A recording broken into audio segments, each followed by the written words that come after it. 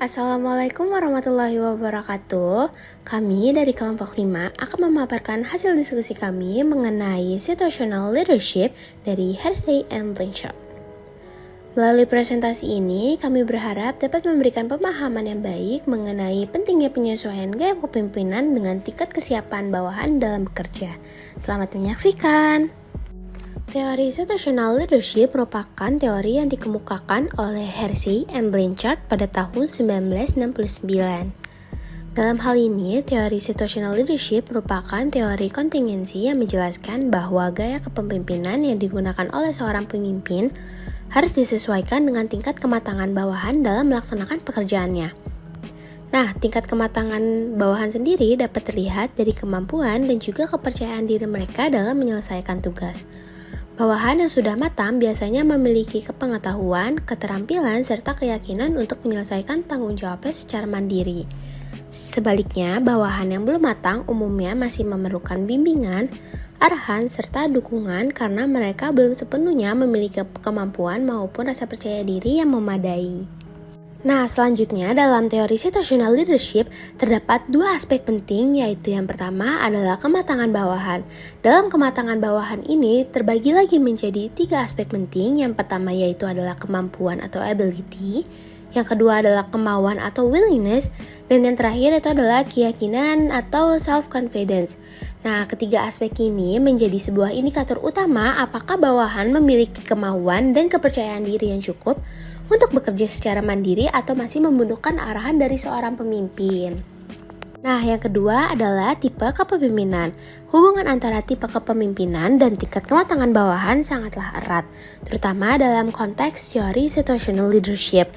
Teori ini menjelaskan bahwa efektivitas kepemimpinan sangat bergantung pada kemampuan pemimpin dalam menyesuaikan gaya kepemimpinannya dengan tingkat kesiapan atau kematangan bawahannya. Prinsip dasarnya adalah pemimpin tidak bisa menggunakan satu gaya kepemimpinan untuk semua situasi. Setiap bawahan memiliki tingkat kematangan yang berbeda, sehingga pemimpin harus memilih tipe kepemimpinan yang sesuai agar tugas dapat terselesaikan dengan efektif. Nah, setelah tadi kita sudah memahami pengertian dari teori kepemimpinan situasional dan juga model yang lain, sekarang saya akan menjelaskan model Hersey and Blanchard lebih detail melalui dua bagian ini. Coba teman-teman lihat gambar pertama. Bagian ini memperlihatkan hubungan antara perilaku pemimpin dan kesiapan pengikut. Nah teman-teman, selanjutnya mari kita lihat gambar kedua ini, yaitu Four Leadership Styles. Nah, kita bergeser ke kanan bawah dulu, yaitu ada S1, yaitu telling atau High Task Low Relationship. Nah, pemimpin itu memberikan instruksi detail, menjelaskan apa, bagaimana, kapan, dan di mana tugas harus dikerjakan. Ini itu cocok untuk bawahan yang belum mampu dan juga belum mau. Lalu kita ke atas, yaitu S2 atau selling, yaitu High Task High Relationship. Nah, pemimpin tetap banyak memberikan arahan, tetapi juga aktif menjelaskan dan memotivasi. Cocok untuk bawahan yang belum mampu, tapi sebenarnya punya kemauan. Lalu kita bergeser ke kiri, yaitu S3 Participating atau Low Task High Relationship. Nah, di sini itu pemimpin tidak banyak memberi instruksi, melainkan mendorong bawahan untuk berpartisipasi, berdiskusi, dan ikut mengambil keputusan. Cocok untuk bawahan yang sudah mampu tapi kurang motivasi. Lalu kita bergeser ke bawah, itu S4, Delegating ya, atau Low Task Low Relationship. Pemimpin memberi tanggung jawab penuh tanpa banyak campur tangan. Nah, ini tuh cocok untuk bawahan yang sudah mampu sekaligus mau bekerja secara mandiri. Nah, selanjutnya kita lihat gambar yang ketiga ini. Di sini, Hersey and Blanchard menjelaskan tingkat kesiapan pengikut atau follower readiness dari R1 sampai R4. Berikut 4 tahapan kesiapan pengikut atau follower readiness. Yang pertama, R1 atau unable and unwilling or insecure. Orang belum mampu atau tidak punya keterampilan atau kompetensi dan juga tidak mau atau tidak ada motivasi atau rasa percaya diri.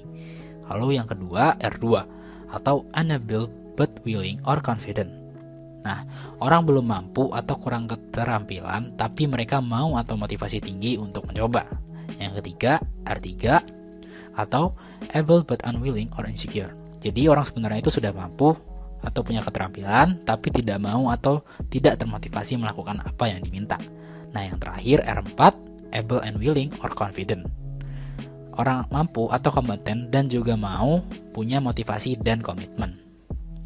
Nah, yang terakhir, mari kita lihat gambar keempat ini. Kita akan memetakan follower readiness yang keberapa dan cocok ke gaya pemimpinan seperti apa. Oke, yang pertama ada R1, yaitu low readiness level. Jadi pengikutnya itu belum mampu dan belum mau atau tidak kompeten dan tidak percaya diri. Nah, style pemimpin yang cocok adalah yaitu telling atau high task and low relationship. Jadi pemimpin itu harus banyak memberi instruksi detail dan arahan tapi tidak terlalu fokus pada hubungan. Kita lanjut yang kedua, R2 moderate readiness level.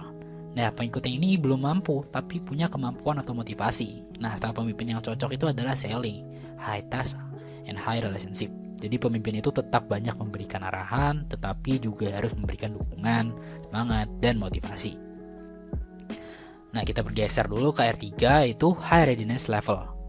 Nah, pengikutnya itu sudah mampu, tapi kurang motivasi atau tidak mau. Style pemimpin yang cocok adalah participating, yaitu low task high relationship. Jadi pemimpin itu tidak perlu banyak memberi instruksi, tetapi harus memperkuat hubungan, seperti mendengarkan, mendukung, atau melibatkan mereka dalam keputusan. Yang terakhir, R4, very high readiness level. Pengikutnya ini sudah mampu dan sudah mau, itu kompeten dan memiliki komitmen tinggi. Nah, style yang cocok untuk pada level ini adalah delegating, yaitu low task, low relationship. Jadi pemimpin itu bisa melepas tanggung jawab kepada mereka karena mereka itu sudah mampu bekerja secara mandiri tanpa banyak arahan atau dukungan. Jadi, intinya, semakin tinggi kesiapan pengikut, maka semakin rendah kebutuhan arahan dari pemimpin. Seperti R1 itu butuh arahan penuh, itu telling. R2 tadi butuh arahan plus motivasi, jadi itu selling. R3 butuh dukungan dan partisipasi, itu berarti stylenya participating. Dan tadi R4 cukup diberi kepercayaan aja atau delegating tadi. Berikutnya adalah contoh penerapan dari model SLM itu sendiri atau Situational Leadership Model. Dalam sebuah penelitian yang diuraikan dalam artikel SLM dilakukan di industri asuransi, melibatkan 41 manajer cabang dari sebuah perusahaan asuransi jiwa besar di Amerika Serikat bagian Tenggara. Manajer yang dipilih untuk penelitian ini adalah manajer yang belum pernah dilatih dalam SLM untuk menghindari bias. Penelitian tersebut menggunakan skenario hipotesis yang disebut Leader Effectiveness and Adaptability Description atau LEAD. LEAD ini menyajikan 12 situasi hipotesis dan manajer diminta untuk memilih satu dari 4 respon yang mencerminkan salah satu dari 4 gaya kepemimpinan, yaitu S1, S2, S3, dan S4. Baik, selanjutnya untuk contoh penerapan. Sudah disebutkan di jurnal ini bahwa si manajer akan dihadapkan dengan 12 situasi. Nah, salah satu skenario situasinya adalah bawahan Anda tidak lagi merespon percakapan ramah Anda dan kekhawatiran yang jelas terhadap kesejahteraan mereka. Kini kinerja mereka semakin menurun drastis. Nah, si manajer harus memilih salah satu dari 4 respon perilaku alternatif yang akan diberikan sebagai bentuk perwakilan dari gaya kepemimpinan. Opsi tersebut adalah A. Tekankan penggunaan prosedur yang seragam dan keharusan untuk penyelesaian tugas. Ini merupakan respon S1. Lalu yang B, sediakan diri Anda untuk diskusi, tetapi jangan memaksakan keterlibatan Anda. Ini merupakan respon S3. Opsi C, berbicara dengan bawahan dan kemudian menetapkan tujuan. Ini merupakan respon S2. Dan yang terakhir, opsi D, sengaja tidak melakukan intervensi. Ini merupakan respon dari S4. Dari 4 opsi alternatif yang telah diberikan kepada si manajer akhirnya memilih respon pada opsi A, di mana opsi A merupakan tekankan penggunaan prosedur yang seragam dan keharusan untuk penyelesaian tugas. Nah, opsi A merupakan gaya kepemimpinan S1 atau High Task and Low Relationship, di mana secara konsisten memang menghasilkan performa yang superior dibandingkan ketiga gaya lainnya, termasuk pada gaya S2 yang malah berkorelasi negatif dengan performa. Baik, selanjutnya memasuki evaluasi penelitian. Evaluasi penelitian ini memiliki 2 konteks, yaitu yang pertama bertentangan dengan SLM atau teori ini ketika penelitian ini dilakukan. Dan yang kedua memiliki konteks yaitu keterbatasan penelitian. Baik, kita bahas satu-satu dulu. Pada yang konteks bertentangan dengan SLM. Pada poin pertama disebutkan bahwa adaptabilitas berkorelasi negatif dengan kinerja. Maksudnya adalah Penelitian ini menemukan korelasi negatif yang signifikan antara adaptabilitas manajer dengan kinerja penjualan agen. Ini bertentangan langsung dengan prediksi SLM yang menyatakan bahwa manajer yang mengikuti gaya kepemimpinan yang diresepkan model akan menghasilkan kinerja yang superior. Temuan ini mempertanyakan validitas konstruk dari teori lead dan validitas kongruen dari instrumen tersebut. Lalu pada poin kedua disebutkan bahwa gaya S1 paling efektif. Maksudnya adalah gaya S1 atau High Test Low Relationship menunjukkan efek positif tertinggi terhadap kinerja. Sedangkan gaya S2 atau High Test and High Relationship justru memiliki efek negatif signifikan terhadap kinerja. Ini bertentangan dengan model One Best Style, seperti Managerial Grid yang merekomendasikan gaya High to High. Selanjutnya kita masuki evaluasi penelitian pada konteks keterbatasan penelitian. Pada poin pertama disebutkan bahwa konteksnya spesifik. Maksudnya adalah penelitian ini hanya pada industri asuransi dengan agen lapangan atau field sales. Manajer memiliki kontak terbatas dengan agen yang bekerja di lapangan.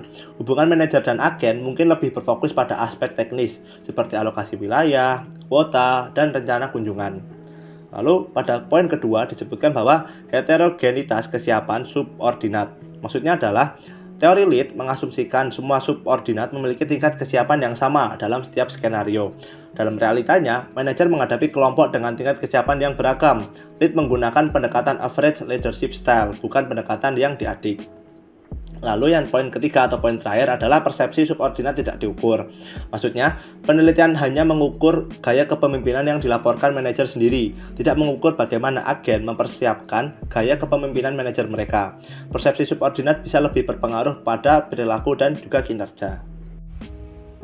Nah, setelah kita tahu apa yang dimaksud dengan situational leadership theory, bagaimana modelnya dan contoh penerapannya, selanjutnya kita akan masuk pada evaluasi dari situational leadership theory. Yang pertama akan saya jelaskan adalah kelebihan dari teori ini. Pertama, teori ini memiliki kontribusi positif terhadap pemahaman kita tentang dyadic leadership theory. Jadi, jika kita tarik sedikit, dyadic leadership theory merupakan perspektif yang menegaskan bahwa pemimpin membentuk hubungan yang terpisah dan unik dengan setiap bawahan mereka. Nah, teori situational leadership ini berkontribusi pada penekanan perilaku yang fleksibel dan juga adaptif, yang akhirnya menjadi prinsip utama dari beberapa teori dan penelitian terkini. Kelebihan yang kedua, teori ini menunjukkan pentingnya untuk memperlakukan individu bawahan yang berbeda secara berbeda pula. Hal ini bertujuan untuk memvariasikan perilaku pemimpin serta bawahannya seiring dengan perubahan situasi. Lalu yang ketiga, teori ini mengajukan proposisi bahwa pemimpin harus menyadari peluang untuk membangun keterampilan dan kepercayaan diri bawahannya daripada hanya mengasumsikan bahwa bawahan dengan kekurangan keterampilan atau motivasi harus selamanya mendapatkan label sebagai karyawan bermasalah. Selanjutnya, terdapat beberapa kekurangan dari situational leadership theory. Yang pertama, karena kurangnya dukungan dalam risetnya, teori ini tidak mendefinisikan perilaku kepemimpinan secara jelas dan konsisten. Jadi, terkadang perilaku task dan relationnya itu didefinisikan dalam gaya keputusan seperti memberitahu secara otokratis, berkonsultasi, dan mendelegasikan.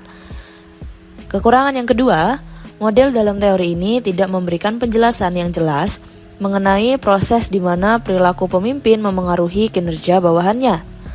Ketiga, teori ini menyatakan bahwa kematangan adalah gabungan dari elemen-elemen yang beragam seperti kompleksitas tugas, kepercayaan diri bawahan, kemampuan, dan juga motivasi. Akan tetapi, prosedur yang digunakan untuk membobot dan juga menggabungkan elemen-elemen ini sangat dipertanyakan. Misalnya, terdapat asumsi bahwa bawahan yang terampil tetapi tidak termotivasi itu dinilai kurang matang dibandingkan dengan bawahan yang termotivasi tetapi tidak terampil. Pada realitanya, akan lebih mudah untuk menjelaskan efektivitas kepemimpinan ketika komponen kematangan dikonseptualisasikan sebagai variabel yang berbeda.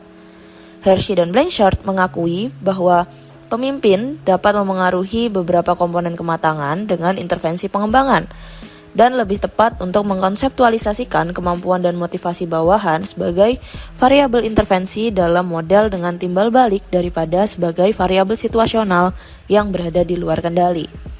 Nah, hal ini pula yang membuktikan bahwa teori ini gagal dalam mempertimbangkan variabel situasional yang lain.